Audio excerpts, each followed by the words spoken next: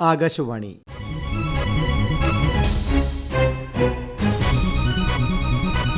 ജില്ലാ വൃത്താന്തം. ഇന്ന് ആലപ്പുഴ ജില്ല.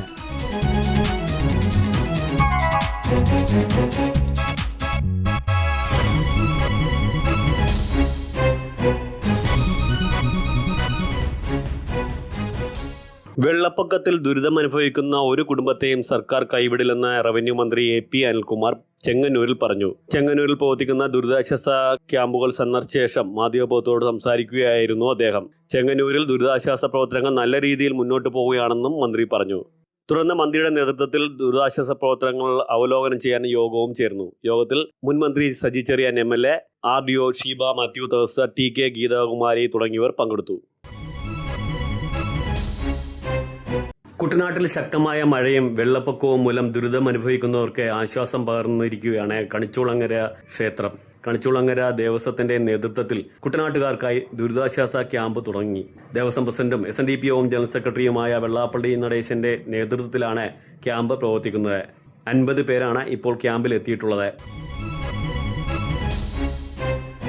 ഒറ്റത്തൂണിൽ വരുന്ന രാജ്യത്തെ ഏറ്റവും വലിയ ഉയരപ്പാതയുടെ അവസാന ഗഡറും സ്ഥാപിച്ചു. തുറവൂർ അരൂർ ഉയരപ്പാതയാണ് ഇത്തരത്തിൽ ഒരു അപൂർവ നിർമ്മാണമായി മാറിയിരിക്കുന്നത്.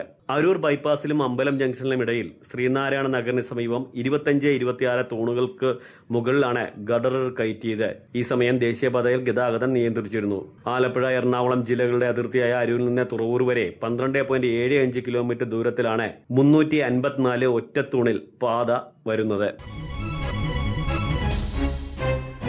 SNDP യോഗം ചാരിമോട് യൂണിയന്റെ 2ാമത് ശ്രീനാരായണ കൺവെൻഷൻ തുടങ്ങി. യൂണിയൻ ആസ്ഥാന മന്ദിരത്തിന് സമീപം തയ്യാറാക്കിയ യജ്ഞമണ്ഡപത്തിൽ സ്വാമി ശിവബോധാനന്ദ ഭദ്രദീപ പ്രകാശനം നടത്തി. Union chairman doctor AV Anandaraj, convener Gopan Anjilipra, യജ്ഞാചാര്യൻ സുജിത് തന്ത്രി എന്നിവരാണ് ചടങ്ങിന് നേതൃത്വം നൽകുന്നത്.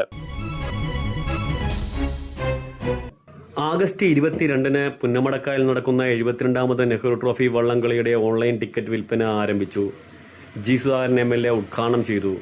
ചടങ്ങിൽ ജില്ലാ കളക്ടർ ഷാജി V. നായർ അധ്യക്ഷത വഹിച്ചു. നെഹ്റു ട്രോഫി വള്ളംകളിക്കുള്ള എല്ലാ ഒരുക്കങ്ങളും മികച്ച രീതിയിൽ പുരോഗമിക്കുകയാണെന്നും ഈ വർഷത്തെ വള്ളംകളി വൻ വിജയമാകട്ടെയെന്നും G. സുധാകരൻ MLA ആശംസിച്ചു.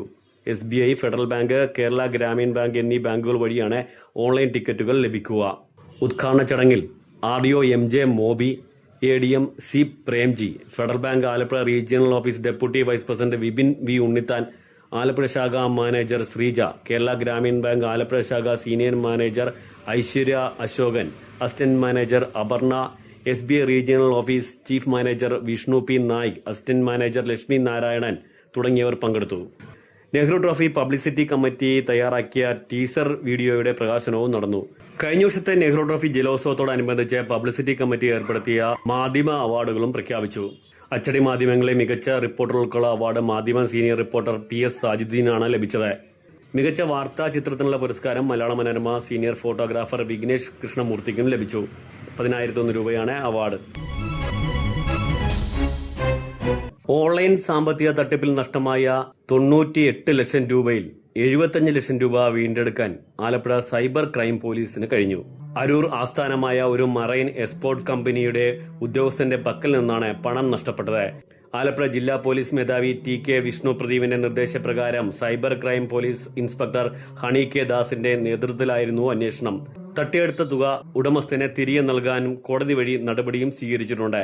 ഇത് സംബന്ധിച്ച കോടതി ഉത്തരവ് അന്വേഷണ സംഘം ഡൽഹിയിലെത്തി ബാങ്ക് അധികൃതർക്ക് നൽകിയാണ് പണം ലഭ്യമാക്കാനുള്ള നടപടികൾ സ്വീകരിച്ചത്. പ്രതികളെ കണ്ടെത്താനായി പ്രത്യേക അന്വേഷണ സംഘം ജില്ലാ പോലീസ് മേധാവി രൂപീകരിച്ചിരുന്നു. SI CS Sarachandran, ASIമാരായ B. Biju, Ajayakumar M, CPO വിദ്യ ഓമനക്കുട്ട എന്നിവരുടെ സംഘമാണ് അന്വേഷണം നടത്തിയത്. മാരാരിക്കുളം മഹാദേവ ക്ഷേത്രത്തിൽ സംഘടിപ്പിച്ചിട്ടുള്ള ശിവപുരാണ മഹായജ്ഞത്തിന് തുടക്കമായി. ഈ മാസം 17-ന് സമാപിക്കും. ക്ഷേത്ര മേൽശാന്തി വേണുഗോപാലൻ എംബ്രാന്തി ഭദ്രദീപ പ്രകാശനം നടത്തി. യജ്ഞത്തോടനുബന്ധിച്ച് ഈ മാസം 10 മുതൽ 16 വരെ ക്ഷേത്രത്തിൽ വിശേഷാൽ സ്വയംവര പാർവതി പൂജ നടക്കും.